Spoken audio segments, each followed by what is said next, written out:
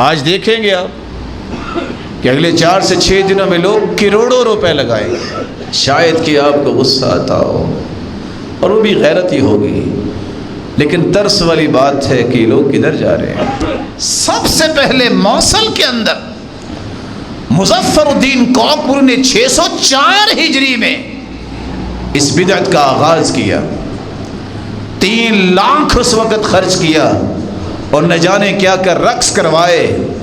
محمد مصطفیٰ کی سنت تو یہ نہیں ہے، یہ اس موصل کے آدمی کی سنت ہے۔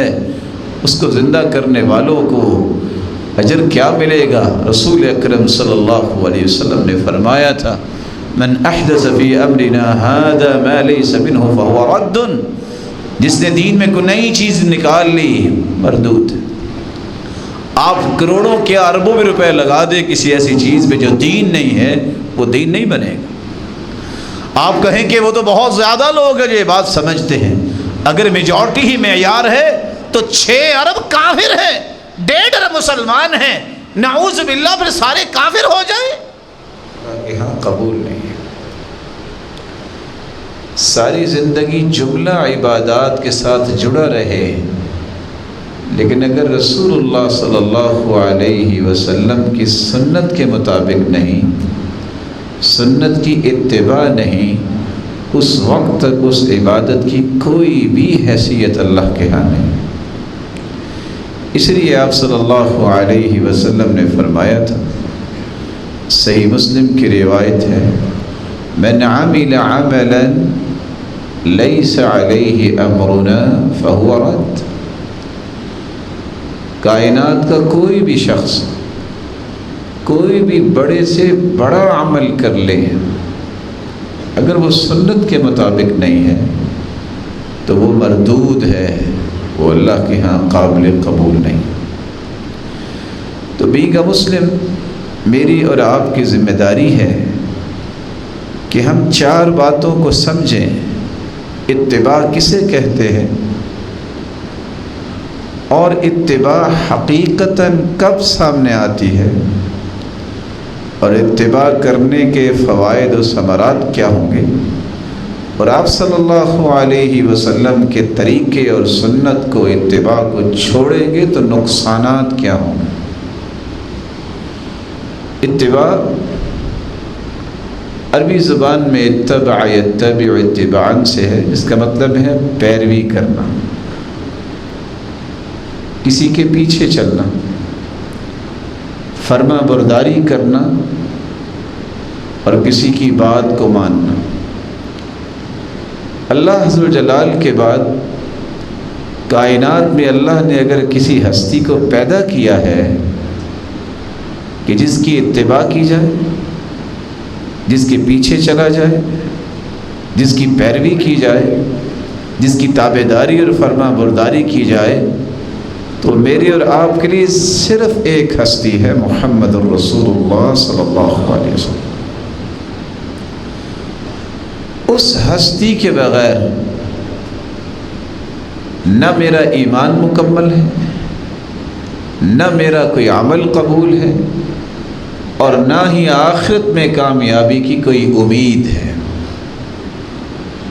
ایمان کی تکمیل اور پھر اللہ عز و جلال کے ہاں سرخرو ہونے کی خواہش اس وقت تک پوری نہیں ہو سکتی جب تک میں رسول اللہ صلی اللہ علیہ وآلہ وسلم کو اپنے لیے رول ماڈل نہیں بنا لیتا۔ اس کے طریقے، اس کی سنت، اس کے سلیقے کو جب تک میں نہیں سمجھتا، اس کے مطابق میں کام نہیں کرتا، تو اس کام کی کوئی بھی قیمت نہیں ہے اللہ عز و جلال کے۔ کیسے پتہ چلے گا کہ میری اور آپ کی عبادت سنت کے مطابق ہے اور آپ صلی اللہ علیہ وسلم کی اتباع کے مطابق ہے کہ ہم پیروی کر رہے ہیں؟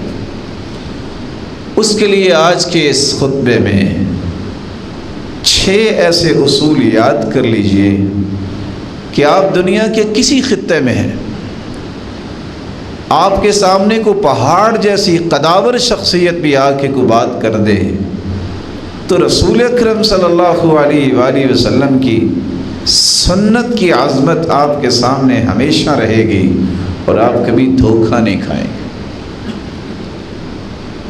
عبادت کب شریعت بنتی ہے؟ جب اس کے اندر اخلاص اور سنت ہو۔ کیسے پتہ چلتا ہے کہ میں مخلص تو ہوں لیکن سنت کے مطابق کام کر رہا ہوں کہ نہیں؟ کیسے پتہ چلے گا؟ اس کا پہلا اصول اور ضابطہ یہ ہے، ان تکون العبادۃ موافقۃ للشرع فی جنسها۔ اللہ ذو الجلال نے جس عبادت کو عبادت کہا ہے اس کی جنس کو طے کر دیا ہے، یہی ہوگا، دوسرا نہیں ہو سکتا۔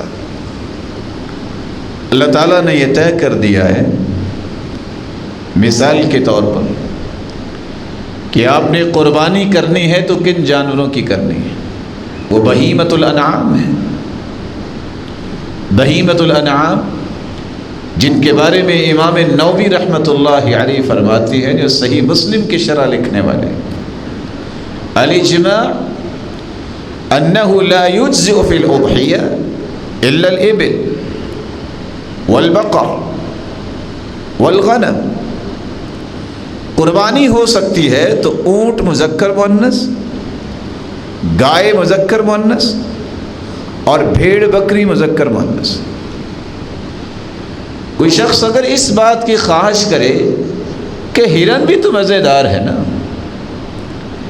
نیل گائے بھی تو، گائے کا لفظ بھی اس کے اندر ہے، تو میں اس کی قربانی کرتا ہوں، شریعت نے یہ جنس طے نہیں کی۔ جس جنس کو اللہ ذو الجلال نے طے کر دیا ہے وہ سنت کے مطابق ہوگی، جس کا تذکرہ محمد مصطفیٰ نے کر دیا ہے۔ پالتو جانور قربان کیے جائیں گے۔ پالتو جانوروں میں گھوڑا بھی ہے۔ بعض لوگ تو گھوڑے کا نام سن کے پریشان ہو جاتے ہیں۔ صحابہ کرام نے ذبح بھی کیا ہے اور نحر بھی کیا ہے۔ ذبح کرنے کا مطلب ہے لٹا کے اسے، اس کی گردن پہ چھری چلانا، اور اسے اونٹ کی طرح قربان بھی کیا گیا ہے۔ لیکن آپ قربانی ہی پہ نہیں کر سکتے کیونکہ اس جنس کو شریعت نے طے کر دیا ہے، وہ اونٹ، گائے اور بھیڑ بکری ہے۔ دوسرا اصول یہ ہے ان تکون العبادۃ موافقۃ للشرع فی قدرها۔ جس چیز کو اللہ ذو الجلال نے اپنے پیغمبر کے ذریعے عبادت بیان کروایا ہے، دکھایا ہے امت کو، تو اس کا اندازہ بھی بیان کیا ہے۔ فجر کی کتنے فرائض ہیں؟ کتنی رکھتے ہیں؟ 2 رکھتے ہیں، 2 سنتیں ہیں اور 2 فرض۔ ایک بندہ بڑا ہی نیک ہے اور کہتا ہے نہیں 2 تو بہت جلدی ادا ہو جاتے ہیں، میرا جی چاہتا ہے کہ میں فجر کے 4 فرض پڑھا کروں۔ یہ دین نہیں ہوگا۔ اور یہی وجہ ہے، صحیح الجامع کی روایت ہے، قیامت کے نزدیک لوگ فجر کی بھی 4 رکعتیں پڑھیں گے۔ یہی وہ سوال ہے جو سمجھنے والا ہے۔ جب کوئی نیکی کا کام کر رہا ہوتا ہے نیکی سمجھ کر، تو لوگ کہتے ہیں نیکی ہے نا۔ جس چیز کو اللہ کے رسول نے بیان نہیں کیا، جس چیز کا حکم نہیں دیا، جس چیز کو اللہ کے رسول نے اختیار نہیں کیا، جس چیز کو صحابہ کرام نے سمجھا نہیں، وہ نیکی نہیں ہو سکتی، وہ دین نہیں ہو سکتا۔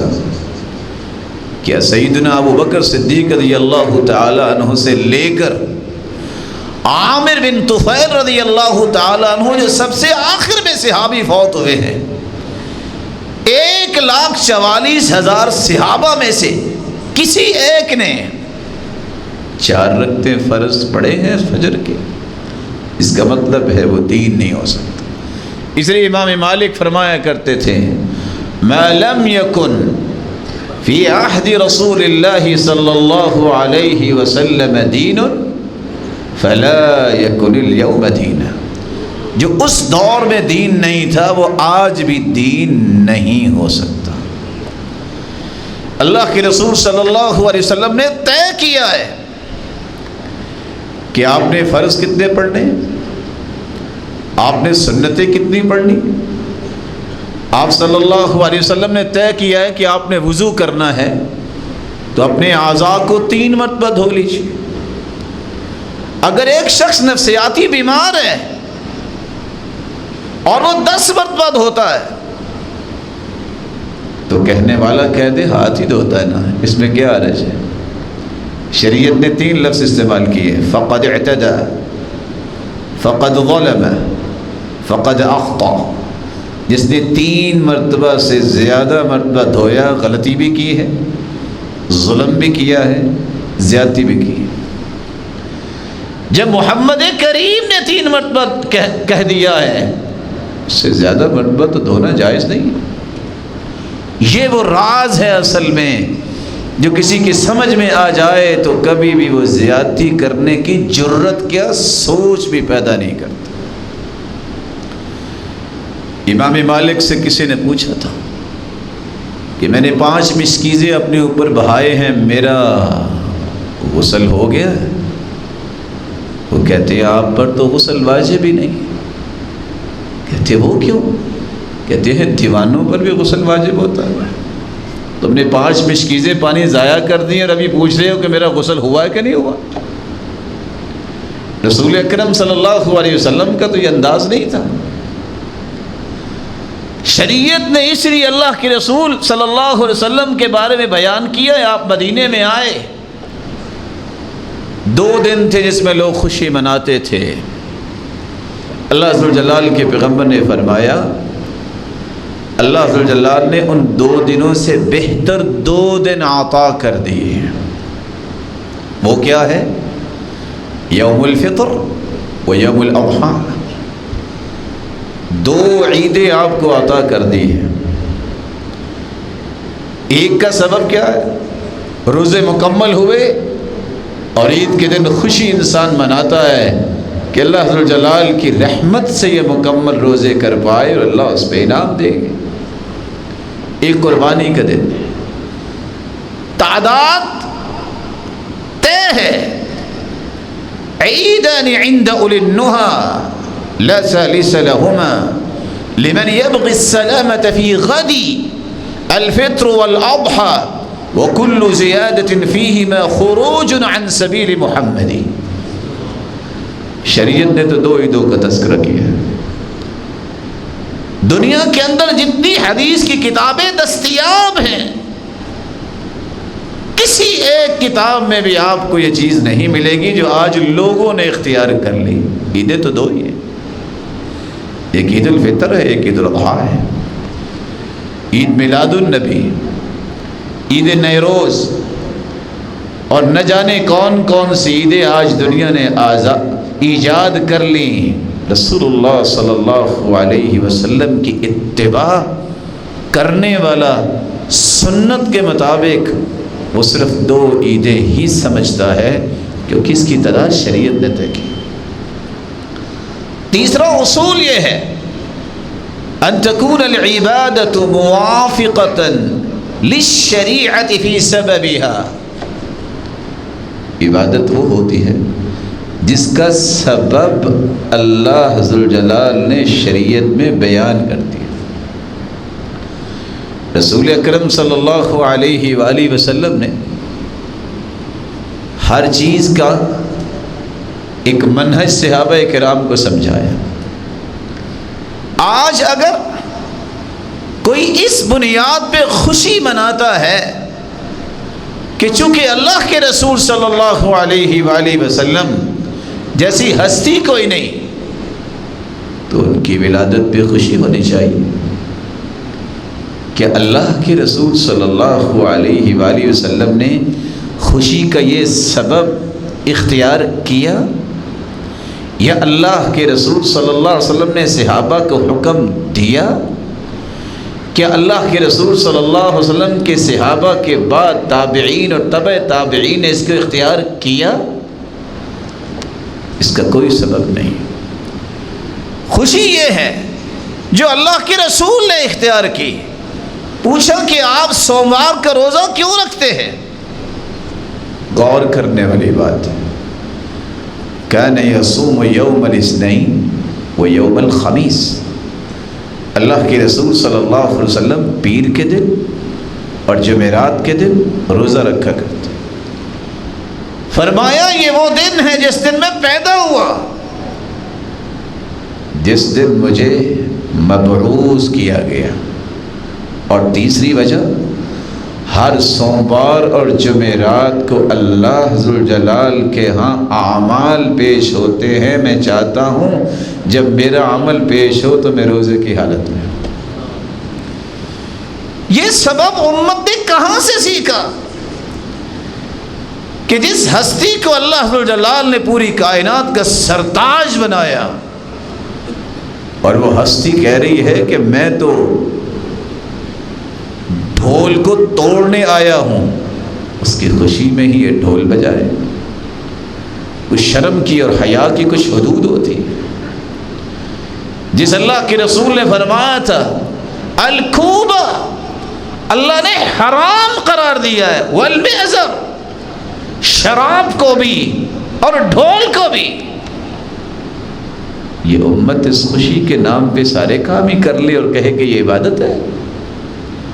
ضابطہ اور اصول یہ ہے کہ اللہ عز و جلال نے جس کو عبادت بنایا اس کا سبب بنایا ہے، وہ سبب بیان کیا ہے۔ روزے رکھے ہیں، عید الفطر ہے، قربانی کا دن ہے، حج کیا ہے یا حج نہیں کیا، قربانی کرتے۔ شریعت نے اس کا تذکرہ کیا ہے، اس کا سبب۔ چوتھا ضابطہ یہ ہے ان تکون العبادۃ موافقۃ للشرع فی کیفیتها۔ رسول اللہ صلی اللہ علیہ وآلہ وسلم نے عبادت کی کیفیت بھی بیان کی ہے۔ وہ عبادت آپ عید الفطر کو دیکھیے 2 رکھتے، عید الاضحیٰ کو دیکھیے 2 رکھتے ہیں، نماز کو دیکھیے آپ رکوع سجدے کو، تشہد اول اور تشہد ثانی کو دیکھیے، قیام کو دیکھیے، وضو کو دیکھیے، حج کو دیکھیے۔ ایک ایک چیز کی کیفیت کو طے کیا ہے کہ آپ پہلی رکعت میں 7 تکبیریں کہیں گے، دوسری رکعت میں 5 تکبیریں کہیں گے۔ یہ عید کی نماز۔ آپ نے اگر نماز خصوع پڑھنی ہے تو رکعت 1 ہے، رکوع آپ 2 بھی کر سکتے ہیں، 3 بھی کر سکتے ہیں، طے ہے کیفیت۔ آپ نے اگر کھڑے ہونا ہے تو آپ کی نظر کہاں ہونی چاہیے، آپ کے ہاتھ کہاں تک اٹھنے چاہیے۔ اگر آپ پیچھے ہاتھ باندھ لیں اور کہیں کہ بس میرا جی چاہتا ہے اور کھڑے نماز میں ہو تو نماز تو نہیں ہوگی۔ آپ اگر کہیں کہ 210 روایتیں آنے کے باوجود میں یہاں تک ہاتھ نہیں اٹھاؤں گا، میری مرضی، تو پھر آپ کس کے لیے نماز پڑھ رہے ہیں؟ یہ آپ اپنے دماغ سے پوچھیے۔ آپ کہیں کہ اللہ کی رسول نے چلو کہا ہے کندھے کے برابر، میں تو کانوں کے اوپر لے جاؤں گا۔ آپ ذرا سوچ لیجئے کہ جو اللہ کے رسول نے کیفیت نہیں بیان کی، اس کیفیت کو اختیار کریں گے، آپ یہ نماز قبول کس سے کروائیں گے؟ اللہ کے رسول صلی اللہ علیہ وسلم کے مبارک ہاتھ اٹھے تو کہاں تک؟ کندھوں کے برابر، کانوں کی لو کے برابر، اور صحابہ نے اپنے سینے تک بھی اٹھائے، جیسا کہ سنن نبی داؤد کی روایت۔ باندھے تو کہاں؟ علی صدری، سینے پر۔ جس شخص کو یہ بات سمجھ نہیں آتی پھر بھی وہ اپنے پیٹ یا ناف پہ باندھتا ہے، یہ اس کی موج ہے۔ ہمیں دیکھنا ہے کہ اللہ کے رسول نے کیفیت کیا اختیار کی۔ دنیا کی کسی کتاب میں کوئی ایک صحیح حدیث اگر آج بھی مل جائے جو 1400 سال سے تو کو پیش نہیں کر سکا، آج بھی سب سے پہلے ہم ہاتھ باندھنے کے لیے تیار ہوں گے، کیونکہ ہمارا بیانیہ یہ ہے، ہمارا دعویٰ یہ ہے، جو اللہ کے رسول نے کیا ہے ہمیں وہ اختیار کرنا ہے۔ کیفیت طے ہے، رسول اکرم صلی اللہ علیہ وآلہ وسلم نے فرمایا وضو کرتے وقت پہلے نیت کے بعد تم نے بسم اللہ پڑھنی ہے۔ ایک بندہ کہتا ہے وضو ہی کرنا ہے، چلو بیٹھا ہوں پہلے پاؤں دھو لیتا ہوں، بعد میں سر پہ مسا ہو جائے گا، کام پورے ہی کرتا ہے، ہو جائے گا وضو۔ ایک بندے سے نہیں اٹھا جا رہا، کہتا ہے چلو پہلے سجدہ کر لیتا ہوں، رکوع بعد میں کر لوں گا، اور قیام، کام تو نماز کا ہی ہے۔ نہیں، اس کی کیفیت اللہ کے رسول نے طے کر دی ہے۔ جو طریقہ اللہ کے رسول کا ہے، جب تک اس طریقے کو اختیار نہیں کریں گے وہ قابل قبول نہیں۔ حذیفہ رضی اللہ تعالی عنہ نے دیکھا ایک شخص جلدی جلدی نماز پڑھ رہا ہے۔ آج تو کسی سے کہے نا کہ آپ اتنی جلدی نماز پڑھ کہیں جانا ہے، کہتا ہے نماز تو پڑھی ہے نا۔ جلدی رکوع کرنے والا، جلدی سجدہ کرنے والا، صحابی نے قسم اٹھا لی، کہتے ہیں واللہ ما صلیت، اللہ کی قسم تم نے نماز پڑھی نہیں۔ کہا یہ کیا بات ہوئی، کب سے نماز پڑھ رہے ہو؟ کہا 40 سال سے ایسے ہی پڑھ رہا ہوں۔ کہا اللہ کی قسم تم نے 40 سال سے نماز پڑھی نہیں۔ سبب کیا ہے؟ کیفیت ہے کہ جب آپ رکوع میں جاؤ تو آپ کا ایک ایک جوڑ جو ہے سکون میں ہو، حتی یرجع کل فقار الی مکانی، سجدہ بھی اطمینان سے، رکوع بھی اطمینان سے۔ جب رکوع سے کھڑے ہو جاؤ تو اس اطمینان سے کہ اللہ کے رسول کھڑے ہوتے کہ صحابہ سوچتے کہیں بھول تو نہیں گئے۔ ایک سجدے کے بعد جب آپ بیٹھتے اس اطمینان سے کہ اللہ کے رسول بھول تو نہیں گئے۔ آج جو سر رکوع سے اٹھاتا ہی نہیں پورا اور زمین پہ دے مارتا ہے، یہ کس کے لیے نماز پڑھ رہا ہے؟ اس بھائی محترم سے پوچھیں یہ کس کو راضی کرنے کے لیے یہ وقت لگا رہا ہے؟ اللہ کے رسول نے تو یہ طریقہ نہیں بتایا۔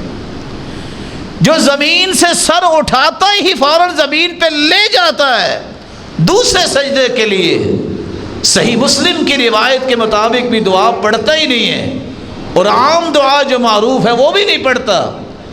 اللہم اغفر لی، یا اللہ مجھے معاف کر دے، یا اللہ مجھ پہ رحم فرما، یا اللہ میری کمی کوتاہی معاف فرما، یا اللہ میرے سٹیٹس کو بلند کر دے، الہ العالمین مجھے رزق بھی عطا کرو۔ یہ 5 دعائیں میری اور آپ کی ضرورت نہیں ہے؟ جو سر زمین پہ دے مارتا ہے اس کا مطلب کیا ہے؟ نہ اسے اللہ کے رسول کا طریقہ پسند ہے، نہ اسے یہ ساری چیزیں پسند۔ کیفیت طے ہے، اس کیفیت سے تجاوز نہیں کر سکتے۔ ان الرجل لیصلی 60 سنہ وما تقبل له صلاۃ، صحیح الجامع کی روایت ہے 60 سال ایک شخص نماز پڑھے گا لیکن قیامت کو ایک بھی نماز قبول نہیں ہوگی۔ لعلہ یتم الرکوع ولا یتم السجود ویتم السجود ولا یتم الرکوع، رکوع مکمل کرتا ہے تو سجدہ مکمل نہیں کرتا، سجدہ مکمل کرتا ہے تو رکوع مکمل نہیں کرتا۔ معنی یہ نکلا کہ عمر 70 سال ہوگی تبھی 60 سال نماز پڑھے گا نا، تو 70 سال ما بین 60 الی 70۔ اللہ کے رسول نے فرمایا اعمار امتی، میری امت کی جو عمر ہے ریشو وہ 60 سے 70 سال ہے، اس سے زیادہ کم لوگوں کی ہوتی ہے، تو گویا پوری زندگی کی نماز اس کی قبول ہی نہیں۔ کیفیت ہے۔ 5واں اصول یہ ہے ان تکون العبادۃ موافقۃ للشریعہ فی زمانها، ہر عبادت کا ایک وقت ہے۔ رسول اکرم صلی اللہ علیہ وسلم نے فرمایا کہ فجر کی نماز کب پڑھنی ہے؟ صحابہ کہتے ہم اندھیرے میں نماز پڑھتے، ساتھ والے کو پہچانتے نہیں تھے۔ یہ کون سی نماز ہے کہ لوگ باہر سیر کر کے بھی واپس آ جاتے ہیں، ابھی صبح کی نماز کھڑی ہوئی؟ یہ کون سا اندھیرا جس کو اجالے کو اندھیرے کا نام دے دیا؟ اللہ کے رسول صلی اللہ علیہ وسلم نے وقت بھی طے کیا ہے، جگہ بھی طے کی ہے۔ حج یہ بیت اللہ میں منا مزدلفہ میں ہوتا ہے. اگر کوئی شخص یہ کہے چکر ہی لگانے ہیں نا تو کوئی 7 چکر کہیں یہاں بھی لگا لیتے. یہ حج وہیں ہوگا. یہ آج یہی تو مصیبت ہے کہ بیت اللہ میں ایک نماز پڑھے 55 سال 6 مہینے کی ایک نماز سے بڑھ کے ایک نماز کی بجائے 5 نمازیں 55 سال 6 مہینے پڑھیں تو جتنا اجر ملے گا اس کے مقابلے میں ایک نماز بیت اللہ میں پڑھیں تو اس سے افضل ہے. جب آپ قرآن و حدیث کے پیچھے نہیں چلیں گے تو پھر آپ یہ کہتے بھی رہیں گے اور سنتے بھی رہیں گے 49 کروڑ کی اجر و ثواب ملے گا فلاں جگہ جائیں. کس نے کہا ہے؟ شیطان نہیں کھڑی ہوگی نا بات، محمد مصطفیٰ نے تو نہیں کہی. کیونکہ یہ عظمت صرف بیت اللہ کی ہے. یہ عظمت صرف مسجد نبوی کی ہے کہ 1000 نماز سے افضل نماز. یہ عظمت صرف اس کی ہے، اس مکان کی جس کو مسجد قباء کہتے ہیں. وہاں جب پاکیزہ حالت میں جاؤ 2 رکعتیں پڑھو تو عمرے کا ثواب ملتا ہے. اللہ کے رسول صلی اللہ علیہ وآلہ وسلم نے جو اصول سمجھایا ہے وہ عبادت جس کی جگہ طے کر دی ہے وہ کسی اور جگہ نہیں ہو سکتی. دنیا کے جتنے بھی ممالک ہیں خوبصورت سے خوبصورت ماحول حج مکہ میں ہی ہوگا، طے شدہ. یہ مکان وہاں ہے. زمان حج کے ایام بھی طے ہیں. کسی بندے کا جی چاہے کہ میں اب فارغ ہوں، چلو 11 بجے ظہر اثر مغرب پڑھ لیتا ہوں، نماز کا وقت ہی نہیں ہوگا. عید الفطر اور عید الاضحیٰ کا بھی 2 عیدوں کا بھی وقت طے ہے. ایک بندہ جب چاہے کسی عید کا نام دے کے پڑھ لے، شریعت نے طے نہیں کیا. رسول اکرم صلی اللہ علیہ وآلہ وسلم نے جگہ کا بھی تعین کیا ہے، وقت کو بھی بالتفصیل بیان کیا ہے. ہو سکتا ہے گرمی سے ڈرنے والا کو کہے یار آج کل لگتا ہے کہ مینا خالی ہوگا، بڑی بھیڑ ہوتی ہے حج کے دنوں میں تو سروائیو بھی نہیں کر سکتا. اچھا آج کل میدان عرفات بھی خالی ہوگا، چلو چلتے حج کر کے آتے. الحج اشہر معلومات، حج کے مہینے طے ہیں. یہ شوال ذوالقعدہ اور ذوالحجہ کے پہلے 10 دن ہیں. آپ جائیں حج کرنے کے لیے، عمرہ تو سارا سال کر سکتے ہیں، لیکن آپ کہیں کہ چلو خالی ہے تو اکیلے ہی ہوں گے، ٹھاٹھ سے دعائیں کریں گے، بھیڑ نہیں ہوگی، حج نہیں ہوگا. جب تک یہ 6 اصول آپ کے ذہن میں ہیں دنیا کی کوئی طاقت آپ کو بدعت کی طرف نہیں لے جا سکتی. کوئی بھی عبادت ہو پوچھو اس کا سبب کیا ہے؟ اللہ کے رسول نے کی ہے. اچھا اللہ کے رسول نے کیسے کی ہے یہ عبادت؟ اللہ کے رسول نے اس کا اندازہ جو بتایا ہے وہ کیا ہے؟ فرمائیے کس جگہ کی تھی، وقت کیا تھا؟ آپ کبھی بھی بدعت کے پیچھے نہیں چلیں گے اور دنیا کی کوئی طاقت جو ہے آپ کے سامنے ایک لفظ بولنے کے لیے تیار نہیں. آج دیکھیں گے آپ کہ اگلے 4 سے 6 دنوں میں لوگ کروڑوں روپے لگائیں گے. شاید کہ آپ کو غصہ آتا ہو اور وہ بھی غیرت ہی ہوگی، لیکن ترس والی بات ہے کہ لوگ کدھر جا رہے ہیں. 4 سوال کسی کے ذہن میں آ جائے، اس نیکی کا پتہ اللہ کے رسول کو تھا کہ نہیں تھا؟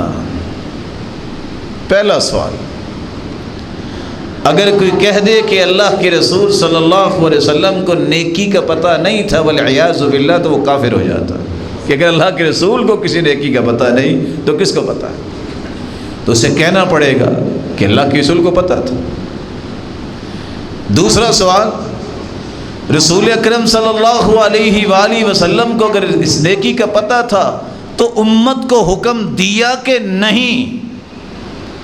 اگر کوئی کہہ دے کہ نیکی تھی اللہ کے رسول نے نہیں بتائی تو نعوذ باللہ وہ بھی کافر ہو جاتا ہے، کیونکہ اللہ کے رسول کی رسالت میں اس نے ثابت کیا نعوذ باللہ کہ انہوں نے رسالت پوری پہنچائی نہیں ہے، پیغامات، کہ ظاہر اسے کہنا پڑے گا ہاں نیکی کا حکم دیا. اگلا سوال یہ ہے کہ اگر نیکی کا حکم تھا اور اللہ کے رسول صلی اللہ علیہ وسلم نے پہنچایا ہے، تو آخر صحابہ نے سیکھا ہے نا۔ 1400 سال گزرے ہیں، کوئی ایک ہی روایت دکھا دے، کوئی ایک ہی حدیث دکھا دے۔ دنیا کی کوئی طاقت آپ کو حدیث نہیں دکھا سکتی۔ سب سے پہلے موصل کے اندر مظفر الدین کوکبری نے 604 ہجری میں اس بدعت کا آغاز کیا۔ 3 لاکھ اس وقت خرچ کیا اور نہ جانے کیا کر رقص کروائے۔ محمد مصطفیٰ کی سنت تو یہ نہیں ہے، یہ اس موصل کے آدمی کی سنت ہے۔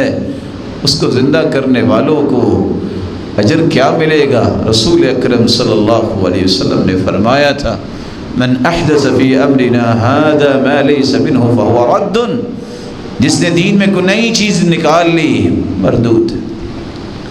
آپ کروڑوں کیا اربوں میں روپے لگا دے کسی ایسی چیز پہ جو دین نہیں ہے، وہ دین نہیں بنے گا۔ آپ کہیں کہ وہ تو بہت زیادہ لوگ ہیں جو یہ بات سمجھتے ہیں، اگر میجورٹی ہی معیار ہے تو 6 ارب کافر ہیں، 1.5 ارب مسلمان ہیں، نعوذ باللہ پھر سارے کافر ہو جائیں؟ یہ معیار نہیں ہے۔ اللہ کے رسول صلی اللہ علیہ وسلم کے دور میں بھی صحابہ کتنے تھے اور کافر کتنے تھے؟ معیار یہ ہے کہ اللہ کا قرآن کیا حکم دیتا ہے، اس کے رسول کا فرمان ہمیں کیا بتاتا ہے۔ یہ معیار نہیں ہے کہ وہ زیادہ لوگ ہیں، یہ معیار نہیں ہے کہ کسی کو غلطی لگی ہے۔ معیار یہ ہے کہ اللہ کے رسول صلی اللہ علیہ وآلہ وسلم کی سنت کیا ہے، طریقہ کیا ہے۔ اللہ ذوالجلال ہمیں یہ بات سمجھنے کی توفیق دے اور زندگی کے ہر عمل کو سنت کے مطابق کرنے کی توفیق دے اور ہر قسم کی بدعات اور خرافات سے محفوظ فرمائے۔ وآخر دعوانا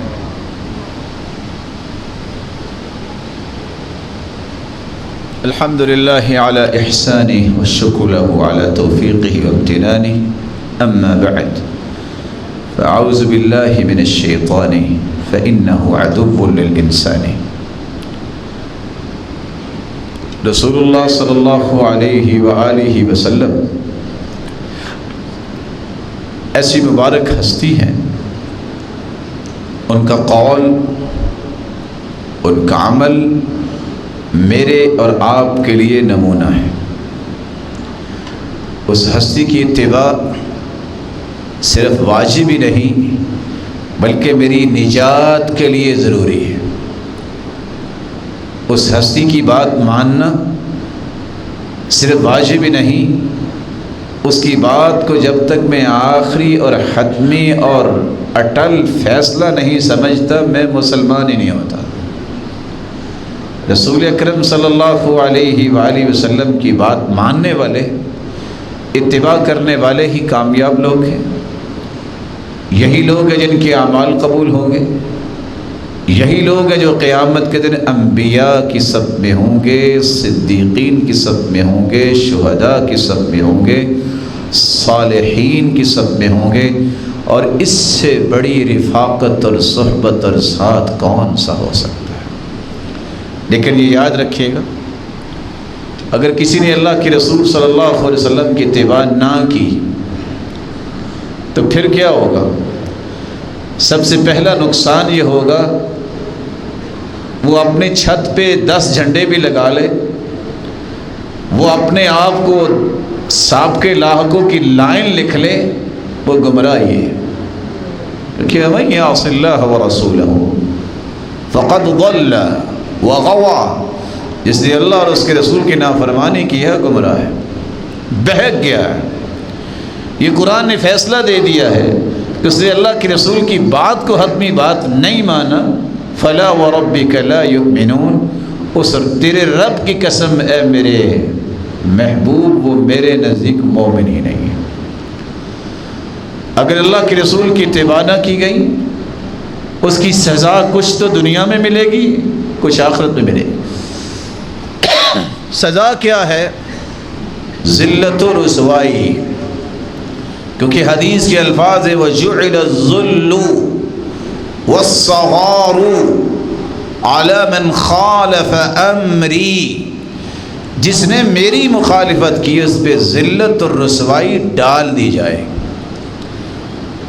ٹھنڈے دل سے سوچئے، مسلمان وہ بھی تھے جو 313 تھے، جن میں کتنے جوان تھے، کتنی ان کے پاس ٹیکنالوجی تھی، لیکن اللہ نے فتح دی۔ آج اتنی تعداد ہونے کے باوجود ذلت اور رسوائی اور پستی اور بزدلی کیوں ہے؟ سنت کی قدر نہیں ہے۔ اللہ کے رسول کا خط گیا تھا، اور خط پکڑنے کے بعد کسریٰ کے پاس جب خط پہنچا تو آپ صلی اللہ علیہ وآلہ وسلم کے خط کو اس نے پھاڑ دیا۔ تو اللہ کے رسول صلی اللہ علیہ وسلم کو جب پتہ چلا تو فرمایا اس کی حکومت بھی اسی طرح ٹکڑے ٹکڑے ہو جائے گی۔ بیٹا ہی اٹھا، اس نے اپنے باپ کو مار دیا، اور باپ نے مرتے مرتے زہر پہ لکھ دیا کہ یہ قوت کی دوائی ہے۔ بیٹے نے وہ پکڑ کے کھائی، وہ بھی مر گیا۔ تب جا کے بیٹی نے حکومت سنبھالی، جس پہ اللہ کے رسول نے فرمایا تھا لن یفلح قوم ولوا امرهم امرأة، جس قوم نے اپنی سردار بنا لیا ہو عورت کو، کبھی فلاح نہیں پائے گا۔ اللہ کے رسول نے فرمایا تھا دائیں ہاتھ سے کھاؤ۔ صحیح مسلم کی روایت ہے، رسول اللہ صلی اللہ علیہ وآلہ وسلم کے کہنے پہ اس نے کہا لا استطیع، میں نہیں کھا سکتا۔ تو دوبارہ پھر وہ زندگی میں ہاتھ حرکت نہیں کر سکا کہ اس کو منہ تک لے جا سکے، وہ زندگی کریے شل ہو گیا۔ اللہ کے رسول صلی اللہ علیہ وسلم نے فرمایا تھا جب تم میں سے کوئی شخص نماز پڑھے تو امام سے پہلے سر نہ اٹھائے، رکوع میں نہ جائے، سجدے میں نہ جائے۔ سنت یہ ہے، صحابی کہتے ہیں جب تک اللہ کے رسول صلی اللہ علیہ وآلہ وسلم اپنا سر مبارک زمین پہ رکھ نہ دیتے، ہم میں سے کوئی صحابی سجدے کریے جھکتا نہیں تھا۔ اب یہاں امام سے پہلے سجدہ ہو رہا ہوتا، امام سے پہلے سر اٹھایا جا رہا ہے۔ راوی روایت کرتے ہیں، جامع ترمذی کی شرح تحفۃ الحفظی میں لکھا ہے، محدثین بیان کرتے ہیں ایک آدمی چہرے کو لپیٹ کے رکھا ہوا ہے۔ پوچھا کیا وجہ ہے؟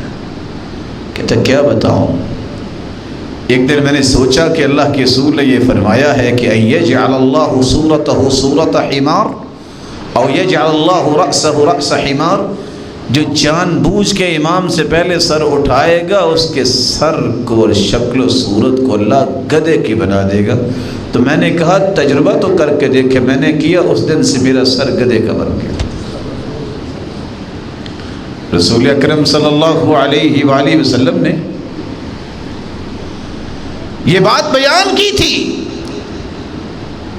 کہ جب کوئی دین سیکھنے کے لیے نکلتا ہے تو اللہ کے نورانی فرشتے اپنے پر بچھاتے ہیں۔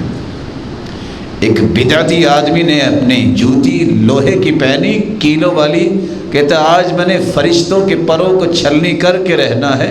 ادھر کہہ رہا ہے، ادھر دونوں پاؤں خشک ہو گئے، دوبارہ قدموں پہ چل نہیں سکا۔ رسول اکرم صلی اللہ علیہ وآلہ وسلم نے فرمایا تھا جب تم میں سے کوئی شخص بیدار ہو تو پانی میں ہاتھ ڈالنے سے پہلے اپنے ہاتھوں کو دھو لیا کرو، اور ساتھ یہ فرمایا فإن أحدكم لا يدري أين باتت يده، صحیح بخاری کی روایت ہے، کیونکہ اسے کچھ پتہ نہیں اس کے ہاتھوں نے رات کہاں گزاری ہے۔ راوی روایت کرتے ہیں ایک آدمی نے کہا کہ کہاں گزارتے ہیں رات؟ پتہ ہے مجھے کہاں گزارتے ہیں۔ اس صحیح بخاری کی روایت کے بارے میں جو کچھ کہنا تھا کہا، جب دوبارہ سویا تو اٹھا تو اس کا ہاتھ جو ہے وہ کوہنی تک اس کی پشت میں تھا۔ رسول اللہ صلی اللہ علیہ وآلہ وسلم نے فرمایا تھا کہ صحابہ کرام کو یہ بات سمجھائی تھی کہ حدیث کو یاد کرنے والے کا چہرہ چمک رہا ہوگا۔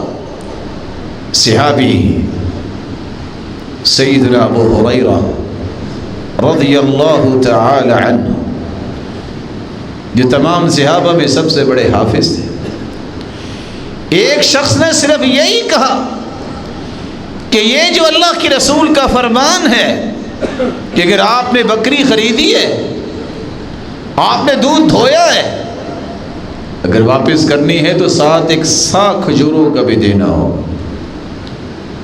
تو سیدنا ابو ہریرہ کے بارے میں اس نے باتیں کی۔ ابھی بات کر ہی رہا تھا کہ چھت سے ایک سانپ گرا، وہ کسی کو نہیں ڈسا، دوڑ کے اسی کی طرف آیا اور اس کو ڈسا اور وہاں ہی وہ ڈھیر کر دیے۔